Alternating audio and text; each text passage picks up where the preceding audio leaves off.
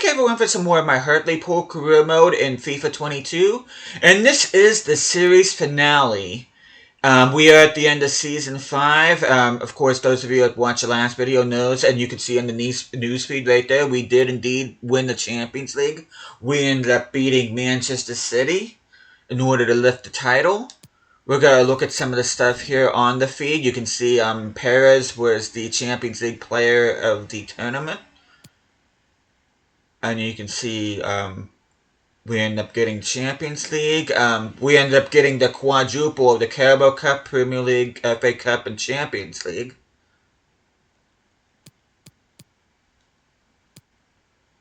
You can see 4 up for Hartlepool with a chance to win 4 trophies.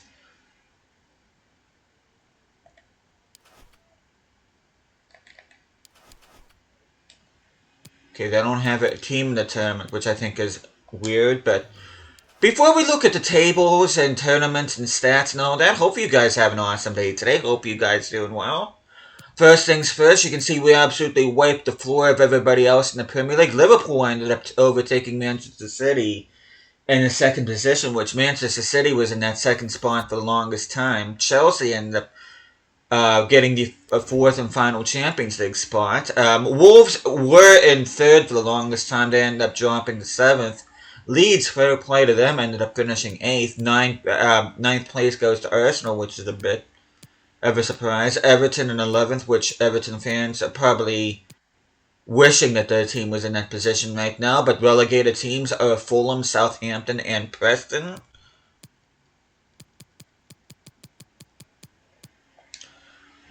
Community Shield at the beginning of the season, we ended up beating Manchester City, which was more or less a preview of the Champions League. Now, I gotta show you something pretty interesting. You can see we ended up beating Wolves 2-1 in the FA Cup. And we ended up beating them 2-1 in the Carabao Cup. But just a recap of the Carabao Cup. I know I've done this before, but you can see we beat Brighton in round 3. Round 4, we ended up taking care of business against Crystal Palace on penalties. Quarterfinals, we ended up knocking out Leicester. Semifinals, we knocked out Manchester City, which we did end up versing Man City a lot this season. That's just how the draw went. And then the FA Cup. Now, I will say that we did not play Manchester City in the FA Cup. But we started things out in round 3. We ended up beating Swansea City 4-1. You can see the replays right there. Arsenal ended up knocking out Liverpool. You can see round 4 fixtures, which we beat QPR 2-0. You can see a few replays right there. Round 5, we ended up beating Barnsley 3-1, which we ended up getting favorable draws here in the FA Cup. I know we got Swansea, then QPR, then Barnsley. We ended up getting Aston Villa. We ended up beating them 1-0 in the quarterfinals. Semifinals, we ended up knocking out Everton. And of course, we ended up knocking out Wolves in the final. And even in the Champions League, we ended up getting a favorable draw up. I can honestly say our road to the final was surprisingly easy, which I'm going to show you guys. Of course, there's a recap of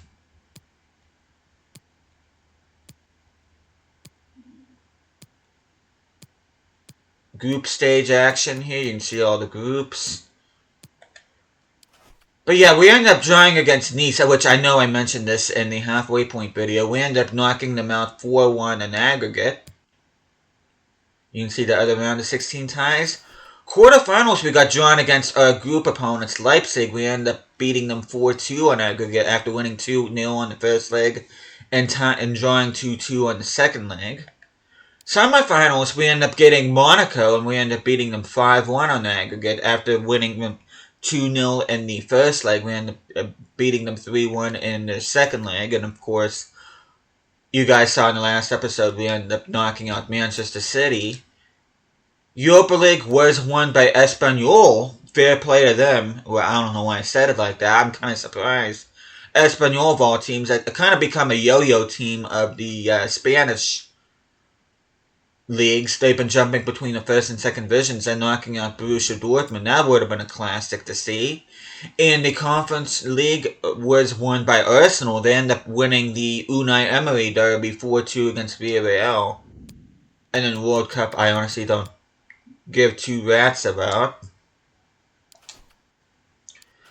But we're going to look at stats here. You can see Perez ended up finishing 4 goals out of Mane, Werner, and Parrott. You can see a couple of guys. Hopper getting 13. Most assists, Phil Foden got 14, which is 4 ahead of Jadon Sancho and Aratz Rivas. Tanane with 5 assists. Clean sheets, Bauman with 9, 5 less than Edison, who ended up having the most with 14. Sells ended up getting 3, so between Bauman and Sells, they ended up getting 12 clean sheets among the two of them. Which I'm pretty sure I talked about the Community Shield earlier. You can see Perez was a leading goal scorer in the FA Cup with 4 goals. Tanane with 2. Most assists goes to Labadi, Heung-min Son. A whole bunch of players end up getting 2. And then clean sheets, Matt Sells with 1. And I think that was it. Carabao Cup, most clean sheets went to both Kaminsky and Sherpin. Carl Durlow from Newcastle getting a clean sheet. Sells, the former Newcastle goalkeeper, ended up getting a clean sheet himself. Mbeumo with the most assists with 4, 2 more than McEachern, Tanane, Podence, and a whole slew of other players.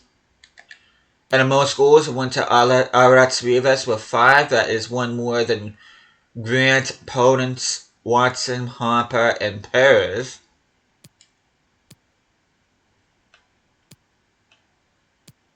And you can see Champions League. I think that might be Inaki Williams playing for Monaco with the most goals with 8. You can see Mbeumo with... actually, no, it's Perez finishing 1 below that with 7, and then Mbeumo with 6. Most assists, Thomas Muller and Marquinhos for Bayern and Ferencváros with 4. That is 1 ahead of both Bentancur and Mashika with 3. Or should I say with Sheetsa, that's how you're actually supposed to pronounce that. Pobega with 3 assists as well. And 4 people with the most clean sheets, including Bauman with 4, and he's alongside Pashalakis, Cragno, and Ter Stegen. And I don't believe Matt Sells had any involvement in the Champions League whatsoever. As a matter of fact, no, he did play 1 game, but he didn't get a clean sheet. He ended up winning, I think it was 3-1 against Marseille.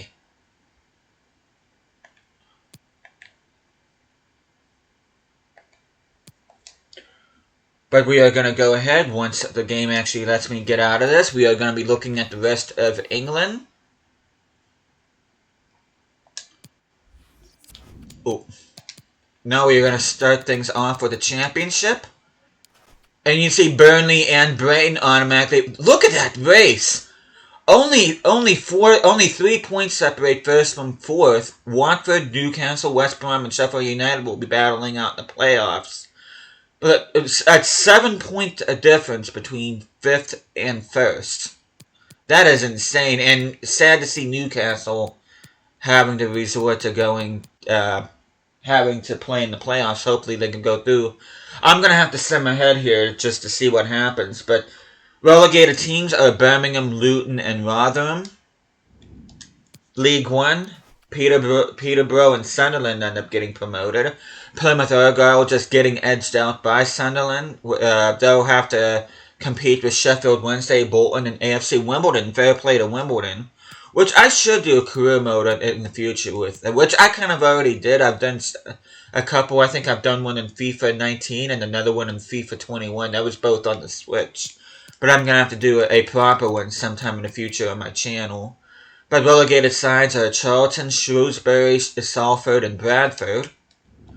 League 2, promoted sides are Forest Green, who are playing in Conference National right now. Scunthorpe playing in the 6th Division of English football. And Walsall getting automatic promotion with Cheltenham, MK Dons, Cambridge, and Crewe competing in the playoffs. And if relegation was a thing in this game, Stevenage and Newport getting which Newport having an absolute stinker of a campaign, finishing 20 points below Stevenage. And that's sad considering they are a former Road to Glory team that I did in FIFA 19. But out of more curiosity, I do want to check out Wolves' team because they were competing there for the longest time. Kevin Trapp was their starting goalkeeper. Okay, they got Macias, Cardi. They got Yusuf Demir. They got Alonga. Sean Longstaff, Joe Willock. They must have got both of them from Newcastle. Enoch Mwepu, of course, was forced to retire due to health reasons in real life, but he did play for Brighton.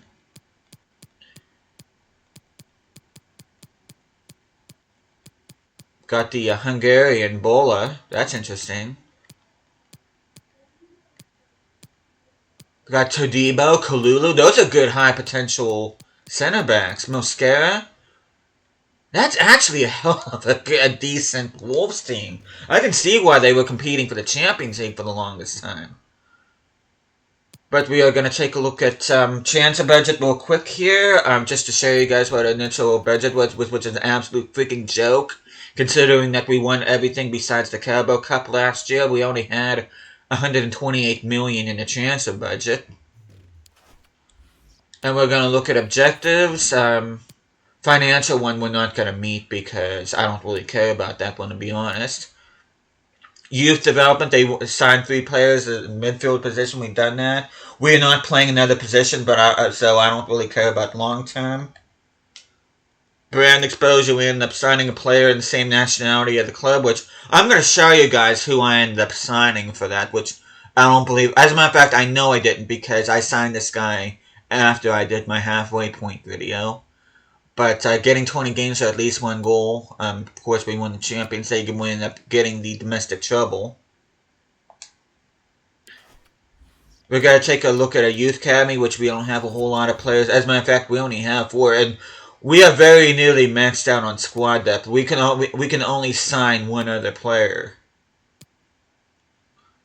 But we are going to go ahead and look at development plans here. I don't really care about looking at anything specific because I'm going to be ending this career mode.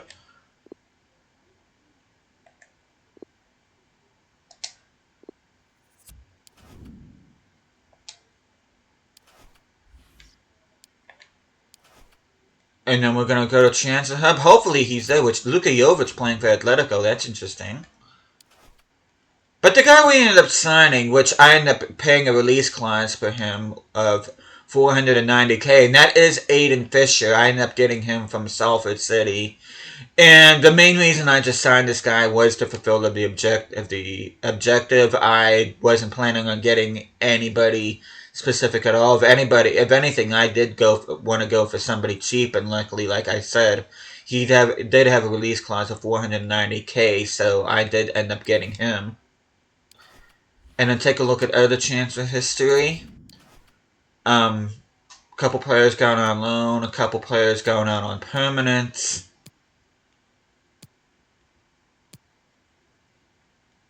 I think all these other guys I've showed you guys.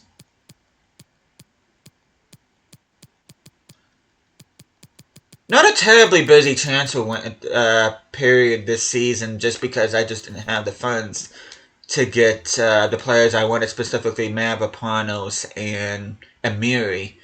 But I'm kind of glad in a way I didn't get Amiri because of how Tanane has grown and performed this season. But I am kind of sad not to get Mavropanos. But you can see our team, our lowest rated players in our starting 11 are Rashica and Pobega, which I ended up putting Rashica back in there because he was growing faster than Wouters. But this is actually among the better teams that I've assembled in a career mode. I'm actually very happy. Same with the backup team. Highest rated player in my backup team is Villa. He ended up growing to an 86, my right back. Lowest rated players, or should I say player, is Perich at a 77, but that's not that bad of a backup team at all. Oh, and one thing I did forget to mention in my halfway point video, I ended up releasing my Mexican left back Carlos Palacios and my Nigerian winger Ade Ibrahim because Carlos Palacios was refusing to get sold, whereas Ade Ibrahim was refusing to go out on loan. So I didn't want to bugger with them anymore, so I ended up releasing both of them. But you can see Perez exactly 45 goal contributions in 45 matches. He did grow by a couple with 92 rated, our highest rated player. Anybody in particular you want to look at, you can just go ahead and pause the video. Arax Rivas, definitely a member of my personal career mode Hall of Fame. He's right up there with Mason Cooper, Justin Van Leeuwen, Jacob Jones, Dennis Schneider, all those great players that I've had in a career mode. 30 goal contributions in 56 matches. Tanane grew by a couple, 20 goal contributions, did absolutely fantastic. Pobega grew by 1. Rashica grew by 3. Valdezon grew by 1. Astrom didn't get quite as high as what I'd hoped, but a very, very good midfielder, especially a good third choice midfielder. Villa has grown like an absolute weed throughout this entire career mode. I've been happy with him. Cons and Cavallo grew by 1. Adesina, he did manage to get to 78, although I would have preferred to replace him to Mavropanos. But like I said before, funds just weren't there. You can see some of our other players that are out on loan. You can see Jake Perry would end up being a good backup goalkeeper. You can see Shabalala, one of my favorite names of all time. Of course, I remember Sifuwe Shabalala scoring the first goal of the 2010 FIFA World Cup with South Africa.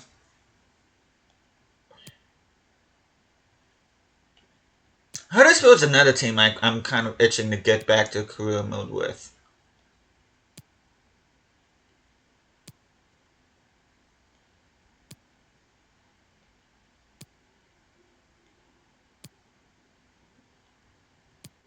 A couple of my other players. OKK's already grown to 69 despite not going anywhere. Abanya's up to 73.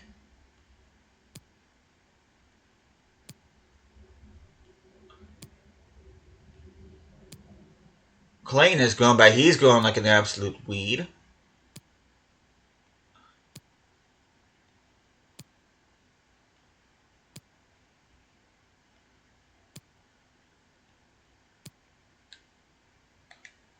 And then we are going to go ahead and look at development plans. Like I said, this is the final season, so I'm going to go ahead and just not even bother with changing development plans.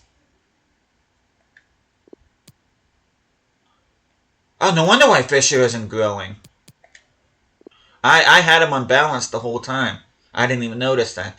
I didn't even bother changing his plan since he came back from loan. That was kind of my fault.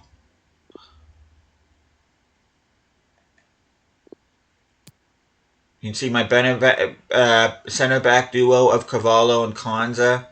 One of the better center back duos that I've had in a career mode, admittedly.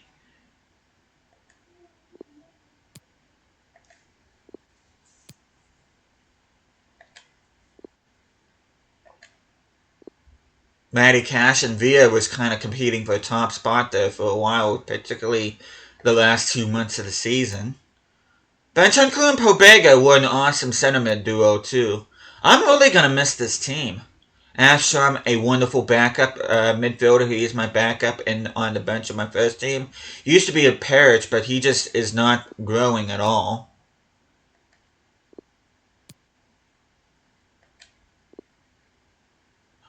Hodges, high potential Cam.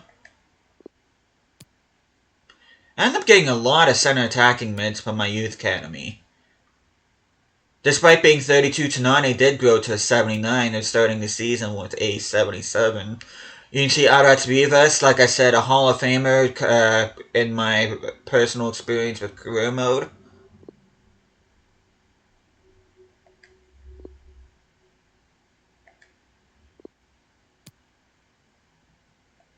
The Wolf was whining about game time, but he just did not grow as much as I like. You could see Aiden Fisher's stats here to end things here in Season 5. He was the one that I ended up completing the objective with. I ended up getting him from Salford City, like I showed you guys earlier.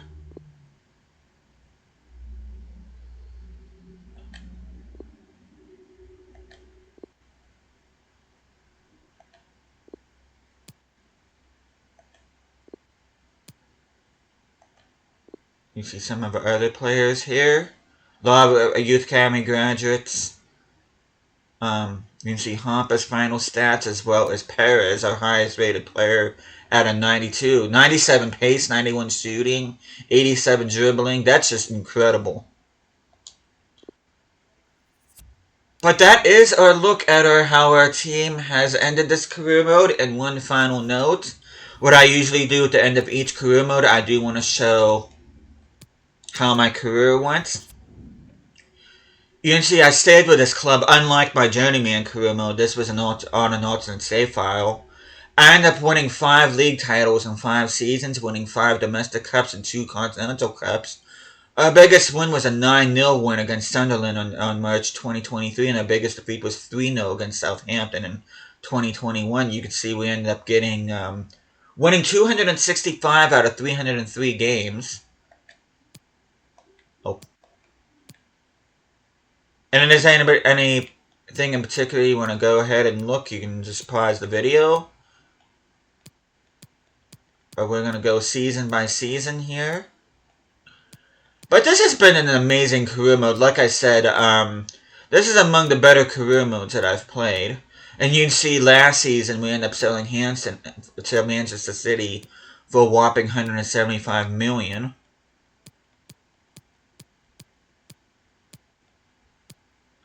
You see, we ended up drawing 3 games all season. We ended up winning 61 out of 64 games. What a way to finish off this career mode. And yeah, like I said, I am going to miss this team, but I do want to go ahead. Now, there may be FIFA content between now and the beginning of October, but the beginning of October will be my next career mode. It is still going to be on FIFA 23. I've already completed it, so I can't wait to show you guys. It will be going from October through the middle of November, I believe. And it's going to be in a league that I don't really play all that often, and it's going to be a team that I'm sure a lot of you guys are going to be familiar with. That's all I'm going to be telling you. That's going to be a surprise, but hopefully you guys looking forward to it. And hopefully you guys enjoyed this particular career mode. I had a blast with this Road to Glory with this team. More or less like a Youth Academy career mode with this team in a sense, but hopefully you guys enjoyed it. But thank you guys so much for watching this, and I will see you guys again next time.